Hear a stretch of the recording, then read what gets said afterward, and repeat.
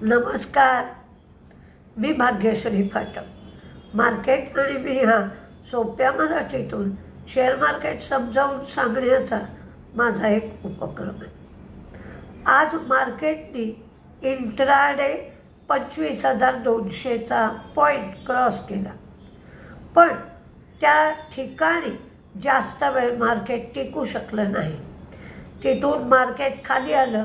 अगदी आता मार्केट मंदीत जाईल अशा अवस्थेपर्यंत मार्केट खाली आलं आणि तिथून पुन्हा रिकवर झालं. 100-125 पॉईंट मार्केट तेजीत होतं. म्हणजे अर्थातच सेन्सेक्स. आज डिफेन्स सेक्टरमधले शेअर डाऊन होते. त्याचप्रमाणे कॅपिटल मार्केटच्या संदर्भातले शेअर पण डाऊन होते. म्हणजे angel one, Motilal Oswal, Bombay stock exchange, CDSL, MCX हे सगळे शेअर आणि IEX हे सगळे शेअर डाऊन होते. फक्त एकच गोंधळ झाला. सकाळी GR आला नव्हता. मी व्हिडिओमध्ये सुद्धा सांगितलं होतं. सरकारने लिकरची एक्साईज ड्युटी वाढवली, पण बियर आणि वाईन हे उत्पादन करणाऱ्या कंपन्यांना मात्र त्यातून वगळलं आणि म्हणून सुलाचा शेअर तेजीत होता. नंतर GM ब्रुवरीचा शेअर तेजीत होता. सकाळी या गोष्टीचा खुलासा झाला नव्हता. सुला वाईनचं प्रोडक्शन करते, GM ब्रुवरीज बियरचं प्रोडक्शन करते. त्यामुळे या बियर आणि वाईन दोन गोष्टी एक्साईज ड्युटीची वाढ जी होणार होती त्याच्यातून वगळला.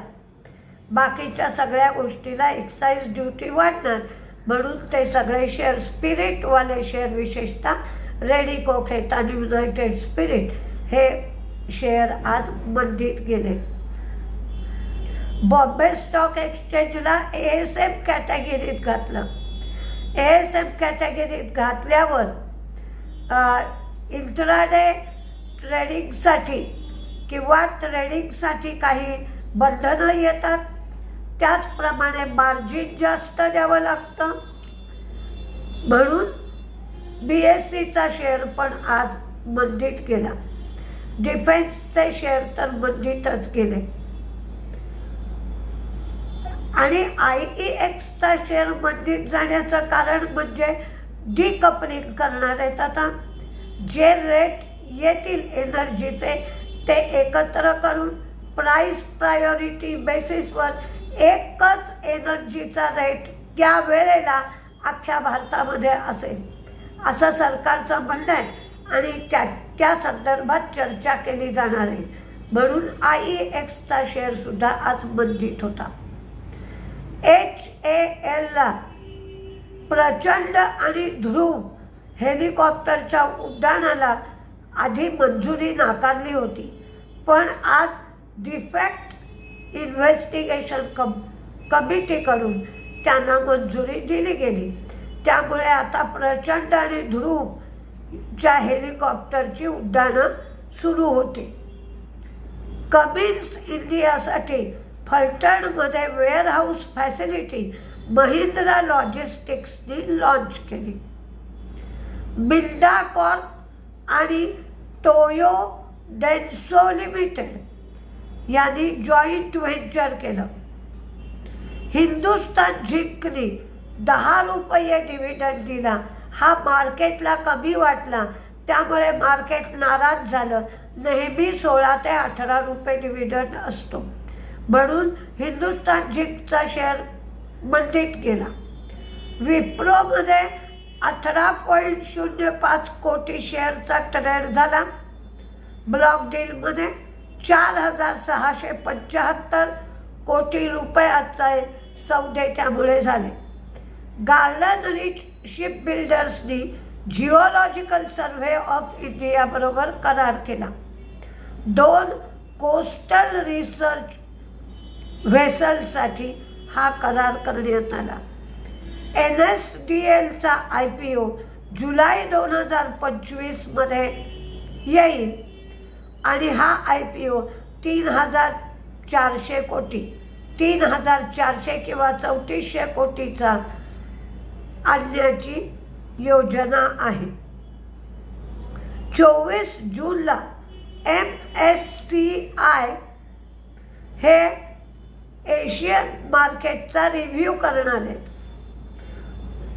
फक्त दक्षिण कोरियाचं मार्केट मात्र डाऊनग्रेड केलं जाऊ शकतं. वोखाटनी DCGIकडे त्यांच्या झायनीच या औषधाच्या मंजुरीसाठी अर्ज केलाय. कंपनीची UK आणि आयर्लंडमध्ये चांगलीच प्रगती होती आहे. तिथे त्यांनी नवीन उत्पादनं लॉन्च केली आहेत. NCLTने आयनॉक्स एनर्जी आणि आयनॉक्स विंडच्या मर्जरला मंजुरी दिली. आयनॉक्स विंड एनर्जीच्या 10 शेअरला आयनॉक्स विंडचे 632 शेअर मिळतील. वारी एनर्जीच्या 599 मेगावॅट मॉड्यूलसाठी अमेरिकेतून ऑर्डर मिळाली. कंपनीने कामत ट्रान्सफॉर्मर्स आणि green new Delhi forever energy याचं ॲक्विजिशन केलं. बॉम्बे स्टॉक एक्सचेंज लिमिटेड या शेअरला ASM कॅटेगरीमध्ये घातलं, म्हणजेच ॲडिशनल सर्व्हेलन्स मेजर्स खाली BSEला आणलं. LICचे MD आणि CEO म्हणून दोरायस्वामी यांची शिफारस फायनान्शियल सर्व्हिसेस ब्युरोने केली.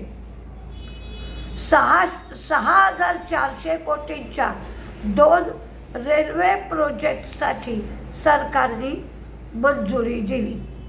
आज ऑइल गॅसचे शेअर तेजीत होते, कारण क्रूडचा भाव 60 ते 61च्या आसपास येण्याची शक्यता आहे.